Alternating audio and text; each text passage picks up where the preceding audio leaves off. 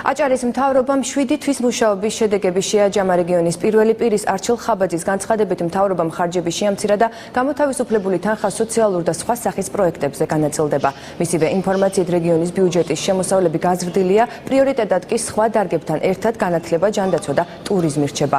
შეხვედრით უკმაყოფილოები იყვნენ უმაღლესი საბჭოს უმცირესობის წევრები და არასამთავრობო სექტორის წარმომადგენლები. საჯარო შეხვედრას მინისტრთა კაბინეტის წევრები, მეცნიერები და მედიის წარმომადგენლები ესწრებოდნენ. ვფიქრობ, რომ ეს არ იყო სრული პრეზენტაცია და იყო ხარვეზები ამ ხრივ. მე ვფიქრობ, რომ სუსტი წარმოდგენა იყო იმ სამუშაოებისა, ანუ მოცულობითი მხრივაც არ იყო ის გაშლილი და რაც შეეხება თავმჯდომარეს არ ქონდა ყველა კითხვაზე პასუხები. მთავრობა არის გახსნილი და მივესალმებით აღნიშნულ შეხვედრას, მაგრამ მინუსი რაც არის ამ შეხვედრის არის ის, რომ აქ არ იყო საუბარი საომავლო გეგმებზე და მიმდინარე პრობლემებზე.